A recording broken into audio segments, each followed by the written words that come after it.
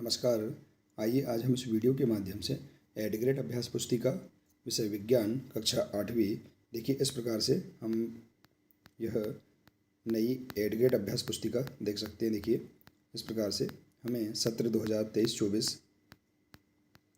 की यह नई एड ग्रेड अभ्यास पुस्तिका हमें प्रदान की गई है। आप देख सकते हैं हमें अलग अलग विषय के लिए अलग अलग एड ग्रेड अभ्यास पुस्तिका इस प्रकार से प्रदान की गई है। देखिए इस एड ग्रेड अभ्यास पुस्तिका में देखिए इस प्रकार से यहाँ पर अलग अलग पाठ दिए गए हैं। आप देख सकते हैं विज्ञान की पाठ्यपुस्तक से इन सभी पाठों के प्रश्नों के आंसर हम आसानी से कंप्लीट कर सकते हैं। देखिए इस प्रकार से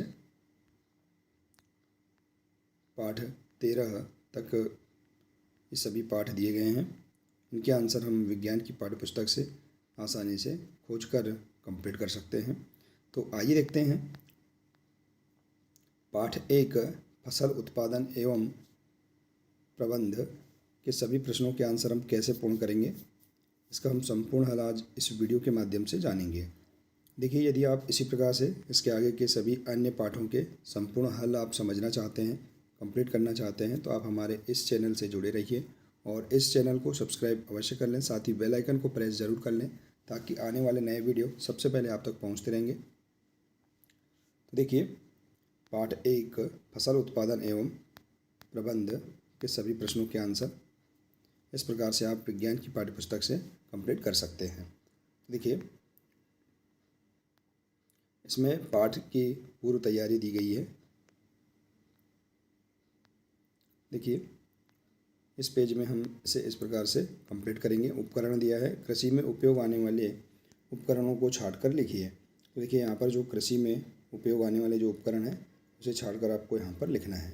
तो देखिए जैसे हल, ट्रैक्टर, कुदाली, साइलो, सीड्रिल, बस, तालाब, तो इनमें से आपको कृषि में उपयोग आने वाले उपकरणों को लिखना है यहाँ पर। तो हम लिख सकते हैं हल, ट्रैक्टर, कुदाली, सीड्रिल।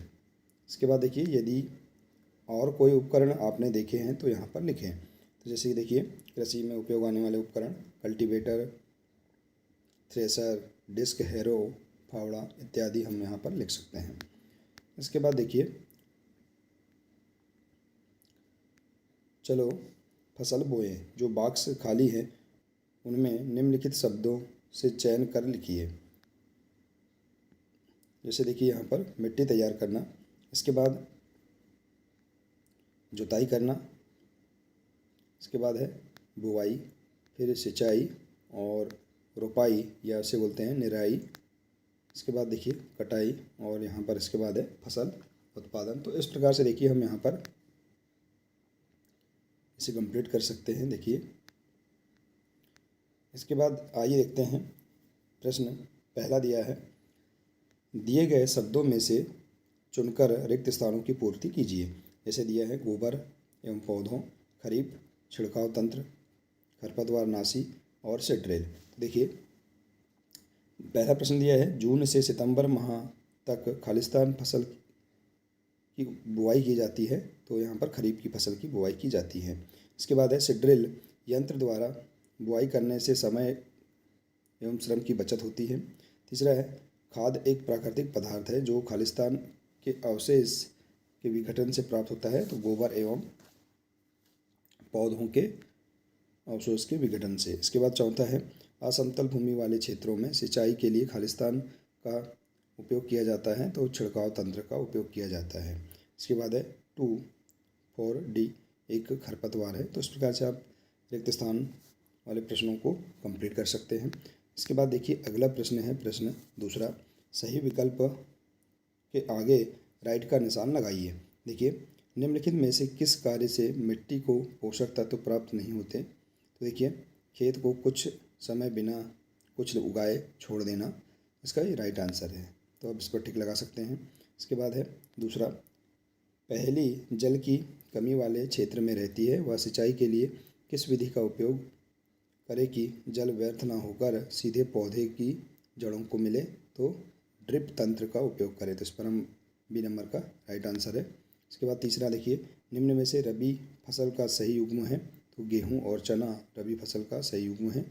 इसके बाद चौथा प्रश्न है, काटी गई फसल से बीजों या दानों को भूसे से अलग करने का कार्य किस मशीन द्वारा किया जाता है? तो कॉम्बाइन मशीन के द्वारा। इसके बाद देखिए, खरपतवार हटाने की क्रिया को क्या कहते हैं? तो इसका राइट आंसर है निराई, बी नंबर का। इसके बाद है छठवां प्रश्न, पौधों द्वारा लगातार उपयोग किए जाने से मृदा में पोषक तत्वों की मात्रा कम होने लगती है। पौधों की अच्छी पैदावार के लिए मृदा में खाद एवं उर्वरक मिलाए जाते हैं। खाद एवं उर्वरक में पाए जाने वाले पोषक तत्वों का सही युग्म है? तो देखिए इसका राइट आंसर डी नंबर का नाइट्रोजन, पोटेशियम और फास्फोरस। इसके बाद है अति लघुत्तरीय प्रश्न। प्रश्न 4 है, फसल से आप क्या समझते हैं? फसलों को कितने वर्गों में बांटा जा सकता है? तो देखिए इसका आंसर आप देख सकते हैं पेज क्रमांक 2 से उत्तर खोजें। तो ये निर्देश अनुसार भी हम आसानी से सभी प्रश्नों के आंसर कंप्लीट कर सकते हैं। तो देखिए इसका राइट आंसर, जब एक ही किस्म के पौधे किसी स्थान पर बड़े पैमाने पर उगाए जाते हैं तो इसे फसल कहते हैं। इसे 2 वर्गों में बांटा गया है, खरीफ की फसल और रबी की फसल। इसके बाद देखिए अगला प्रश्न है,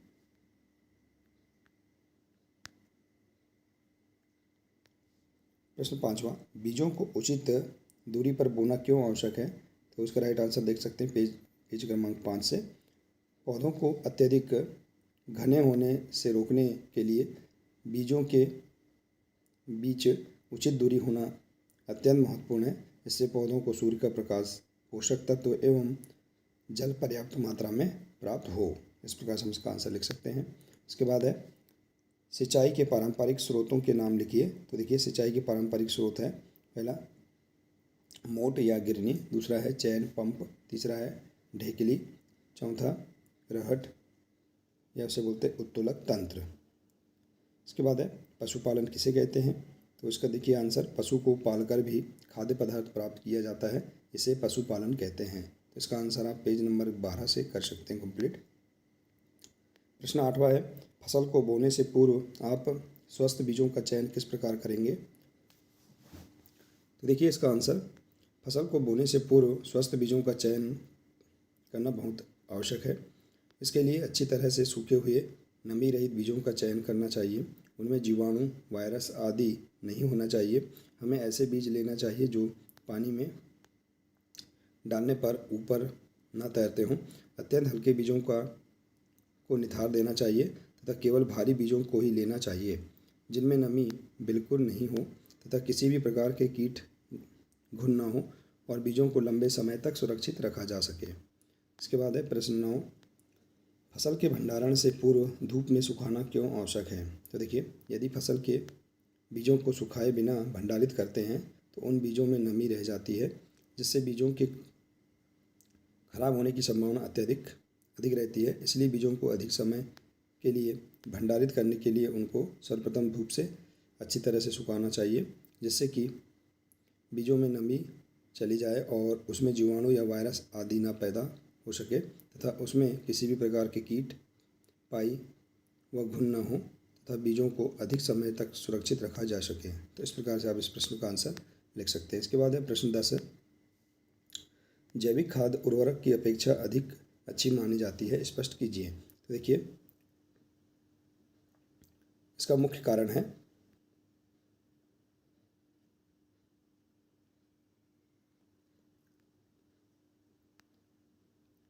पहला है इससे मिट्टी की जल धारण क्षमता में वृद्धि होती है। दूसरा है इससे मिट्टी भरपूर एवं सरंध्र हो जाती है और इससे मित्र जीवाणु की संख्या में वृद्धि हो जाती है और इस जैविक खाद से मिट्टी का गठन सुधर जाता है। इसके बाद देखिए अगला है प्रश्न 11, खरपतवार से आप क्या समझते हैं? ये फसलों को किस प्रकार हानि पहुंचाते हैं? तो देखिए खेत में कई अन्य अवांछित पौधे प्राकृतिक रूप से फसल के साथ उग जाते हैं। इन अवांछित पौधों को खरपतवार कहते हैं। ये जल, पोषक, जगह और प्रकाश की स्पर्धा कर फसल की वृद्धि में प्रभाव डालते हैं। तो इस प्रकार से आप इसका आंसर लिख सकते हैं। इसके बाद है दीर्घ उत्तरी प्रश्न। प्रश्न 12, मिट्टी की उर्वरता बढ़ाने के लिए किसान कौन कौन से तरीके उपयोग में लाते हैं? विस्तार पूर्वक वर्णन कीजिए। देखिए इसका आंसर, मिट्टी की उर्वरता बनाए रखने के लिए हमें उर्वरकों के स्थान पर जैविक खाद का उपयोग करना चाहिए अथवा दो फसलों के बीच में खेत को कुछ समय के लिए बिना कुछ उगाए छोड़ देना चाहिए। इसके बाद देखिए, खाद के उपयोग से मिट्टी के गठन एवं जल अवशोषण क्षमता में भी वृद्धि होती है। इससे मिट्टी में सभी पोषकों की प्रतिपूर्ति हो जाती है। मिट्टी में पोषकों की प्रतिपूर्ति का अन्य तरीका है फसल चक्रण। यह एक फसल के बाद खेत में दूसरे किस्म की फसल एकांतर क्रम में उगाकर किया जा सकता है। पहले उत्तर भारत में किसान फलीदार चारा एक ऋतु में उगाते थे तथा गेहूँ दूसरी ऋतु में। इससे मिट्टी में नाइट्रोजन का पुनः पूरण होता रहता है। तो इस प्रकार से आप इसका आंसर कंप्लीट कर सकते हैं। इसके बाद देखिए, अगला प्रश्न है प्रश्न 13, निम्न पर टिप्पणी लिखिए। तो देखिए, हल पर हम टिप्पणी लिखेंगे। प्राचीन काल से ही हल का उपयोग जुताई, खाद, उर्वरक मिलाने, खरपतवार निकालने एवं मिट्टी खुरचने के लिए किया जाता है। यह औजार लकड़ी का बना होता है। इसके बाद है कुदाली। यह एक सरल औजार है जिसका उपयोग खरपतवार निकालने एवं मिट्टी को पोला करने के लिए किया जाता है। इसके बाद है कल्टीवेटर। आजकल जुताई ट्रैक्टर द्वारा संचालित कल्टीवेटर से की जाती है। कल्टीवेटर के उपयोग से श्रम एवं समय दोनों की बचत होती है। इसके बाद है सीड ड्रिल। आजकल बुवाई के लिए ट्रैक्टर द्वारा संचालित सीड ड्रिल का उपयोग किया जाता है। इसके द्वारा बीजों में समान दूरी एवं गहराई बनी रहती है। इसके बाद है प्रोजेक्ट। देखिए, प्रोजेक्ट पहला, मूंग अथवा चने के बीज लेकर उन्हें गीली रुई अथवा कपड़े से लपेट कर रखिए और होने वाले परिवर्तनों को तालिका में नोट करिए। देखिए, 24 घंटे में होने वाला परिवर्तन, मूंग अंकुरित हो जाएगी। 2 दिन में अंकुरण का बढ़ना। इसके बाद है 5 दिन में मूंग का छोटा पौधा बनना और 10वें दिन में मूंग का पौधा बड़ा होना। तो इस प्रकार से हम यहाँ पर इस परिवर्तन को हम कर सकते हैं। इसके बाद है बीजों के अंकुरण की विभिन्न अवस्थाओं का आपने जो अवलोकन किया उनको चित्र द्वारा दर्शाइए। तो हम इस प्रकार से देखिए, मूंग, इसके बाद उसे उसका अंकुरण और फिर अंकुरित छोटा पौधा और मूंग का फिर पौधा। इस प्रकार से हम इसे चित्र द्वारा भी बता सकते हैं। इसके बाद है प्रोजेक्ट 2, किसी खेत, पौधशाला या नर्सरी अथवा बगीचे का भ्रमण कीजिए तथा निम्नलिखित जानकारी प्राप्त कीजिए। बीज चयन का महत्व, सिंचाई की विधियाँ अधिक। देखिए, प्रश्न दिया गया है। तो देखिए, अब इसका 2 नंबर का, तो देखिए अब यहाँ पर इसे कंप्लीट कर सकते हैं। इसके बाद है पहला 2 नंबर में, कृषि में उपयोग आने वाले कुछ मशीनों के चित्र एकत्र कीजिए तथा इन्हें अपनी फाइल में लगाकर उनके नाम और उपयोग कीजिए। तो आप अपनी फाइल में लगा सकते हैं, जैसे कि सीड ड्रिल, कल्टीवेटर, इनके चित्र भी आप लगा सकते हैं। इसके बाद है पानी की कमी वाले चित्रों में सिंचाई की किस विधि का प्रयोग होता है? डिप तंत्र का प्रयोग होता है। इसके बाद कुछ पौधों को खेत में रोपित करने से पूर्व पौधशाला या नर्सरी में क्यों उगाया जाता है? क्योंकि पौधों को निकालने में आसानी होती है। इसके बाद है फसल के साथ कुछ पौधे प्राकृतिक रूप से उग जाते हैं। ये पौधे फसल के लिए किस प्रकार हानिकारक हैं? तो खरपतवार जल, पोषक एवं फल की वृद्धि पर प्रभाव डालते हैं। इसके बाद है फलों के भंडारण की विधियाँ लिखिए। तो फलों के भंडारण की विधियाँ हैं सुखाना, छानना। तो देखिए, इस प्रकार से हम यहाँ पर इस पाठ के सभी 13 प्रश्न एवं प्रोजेक्ट पहला और दूसरा को हम आसानी से कंप्लीट कर सकते हैं। देखिए, आशा है कि आपको इस पाठ के सभी प्रश्नों के आंसर समझ में आ गए होंगे। देखिए, यदि जानकारी अच्छी लगी हो तो प्लीज़ इसे अधिक से अधिक शेयर करें, वीडियो को लाइक करें और इसी प्रकार से इसके आगे के अन्य सभी पाठों के संपूर्ण हल समझने के लिए आप हमारे इस चैनल से जुड़े रहिए। मिलते हैं इसी प्रकार से अगले नए वीडियो के साथ। नमस्कार।